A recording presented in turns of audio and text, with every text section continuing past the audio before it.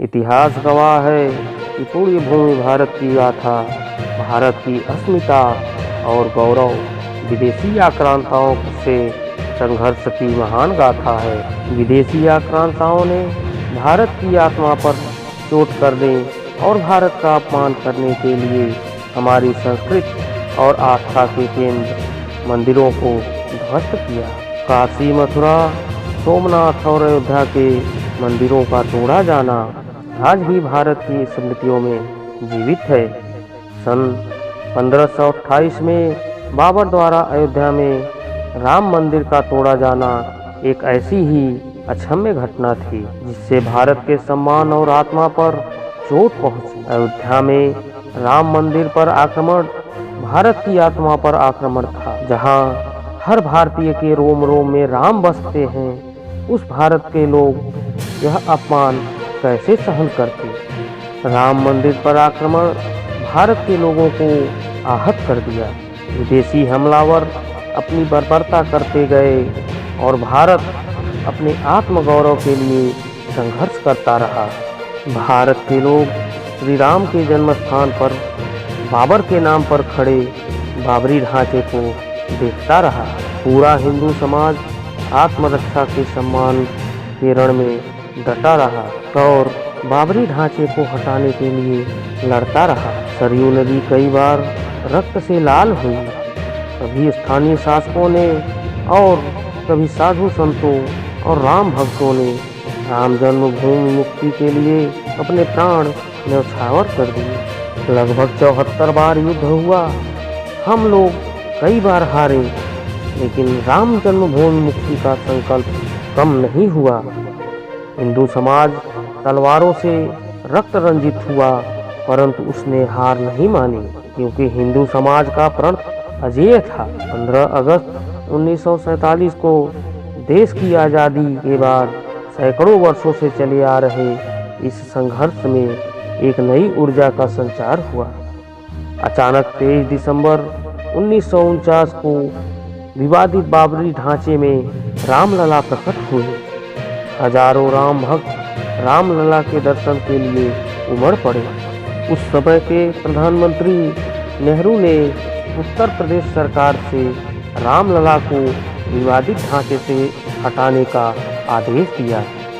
उत्तर प्रदेश सरकार ने अयोध्या के जिलाधिकारी को यह आदेश दिया और बोला कि जरूरत पड़ने पर वह बल का प्रयोग भी कर सकते हैं।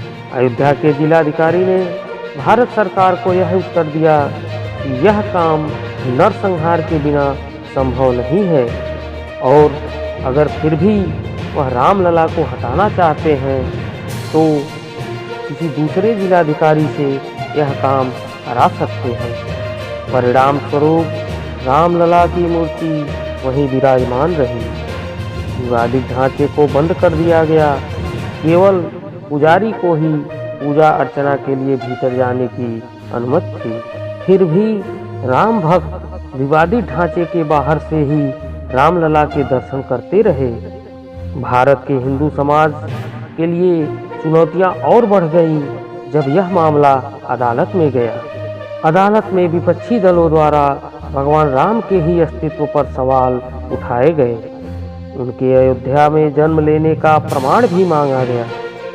राम भक्त इन बातों से आहत हो चुका था। आज़ाद भारत में भी हिंदू समाज को अपनी आस्था और श्रद्धा के लिए संघर्ष करना पड़ रहा था। चुनौतियों के इस समय में विश्व हिंदू परिषद ने धर्म संसद का आयोजन किया। इस धर्म संसद और देश भर के संतों ने राम जन्मभूमि मुक्ति के लिए आह्वान किया और राम जन्मभूमि मुक्ति समिति का गठन किया और वहां पर श्री राम का भव्य मंदिर बनाने का संकल्प फिर से दोहराया। विश्व हिंदू परिषद के नेतृत्व में मंदिर निर्माण के लिए पूरे भारत में अभूतपूर्व आंदोलन की शुरुआत हुई। श्री राम जन्मस्थली मुक्ति समिति के साथ देश भर में राम जानकी की रथ यात्राएं निकाली गई। रामलीला में राम कथा के माध्यम से भारत का आमजन फिर से एकत्र हुआ। अब सबके मन में एक ही इच्छा थी कि अयोध्या में भगवान श्री राम के भव्य मंदिर का निर्माण करना। सन 1989 में विश्व हिंदू परिषद द्वारा गांव-गांव से रामशिला का पूजन कर अयोध्या भेजी गई। 2,75,000 गांवों से रामशिलाएं अयोध्या पहुंची। भव्य राम मंदिर के शिलान्यास का निर्णय हुआ। पूज्य संत महात्मा और हिंदू समाज के नेताओं के निर्णय के अनुसार श्री कामेश्वर चौपाल द्वारा 9 नवंबर 1989 को मंदिर निर्माण का पहला पत्थर रखा। राम जन्मभूमि पर मंदिर निर्माण के लक्ष्य की पूर्ति के लिए सन 1990 में सोमनाथ से अयोध्या के लिए श्री लाल कृष्ण आडवाणी ने रथ यात्रा की शुरुआत की।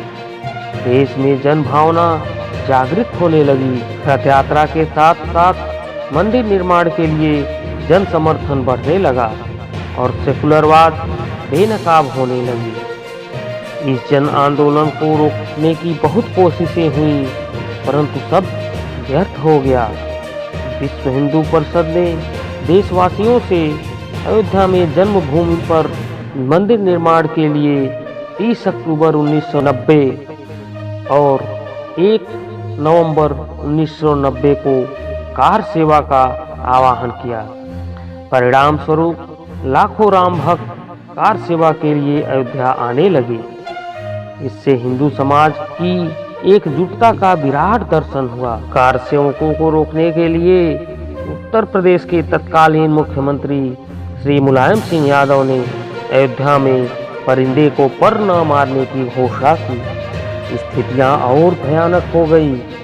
अयोध्या से 100-100, 200 किलोमीटर दूर रेलगाड़ियां रोक दी गई। रास्ता बंद, रेल बंद और चप्पे चप्पे पर पुलिस। अयोध्या सैनिक छावनी में बदल दी गई।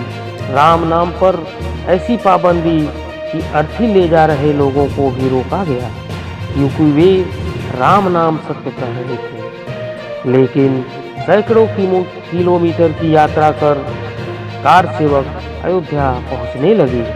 राम के गीत गाते, होठों पर हंसी और पाँव में छाले। राम काज के लिए राम भक्त अयोध्या पहुंचे। कार सेवकों पर गोलियां चली और अनेकों कार सेवक शहीद हुए। आजाद भारत में जन्मभूमि पर राम मंदिर के लिए कार सेवकों ने फिर एक बार अपना बलिदान दिया और विवादित ढांचे पर भगवा ध्वज फहरा दिया। इस तरह कार सेवा सफल हुई। श्री राम जन्मभूमि आंदोलन ने भारत के हिंदू समाज की सुप्त आत्मा को जगा दिया।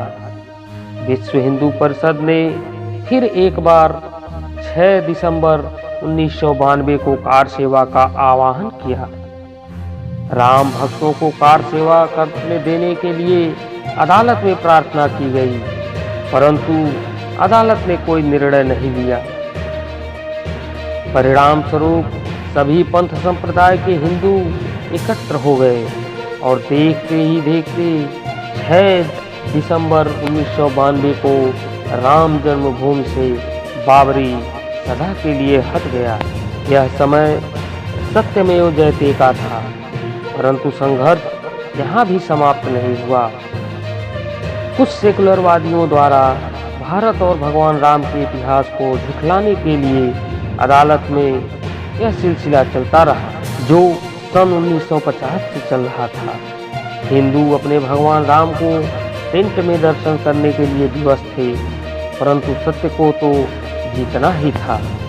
आखिरकार 9 नवंबर 2019 को न्यायालय ने एक ऐतिहासिक निर्णय दिया कि अयोध्या राम जन्मभूमि की पूरी 67 एकड़ भूमि रामलला की है और भारत सरकार को राम जन्मभूमि पर मंदिर बनाने का आदेश दिया।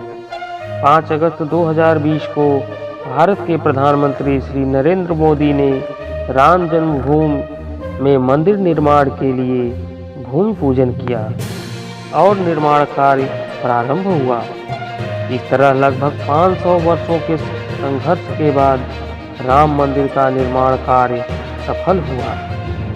अपने आत्मसम्मान के लिए इतना लंबा संघर्ष विश्व के इतिहास में बेजोड़ है। अयोध्या में राम जन्मभूमि पर भगवान श्री राम का मंदिर न सिर्फ राष्ट्रीय गौरव होगा बल्कि श्री राम के आदर्शों का राष्ट्र होगा।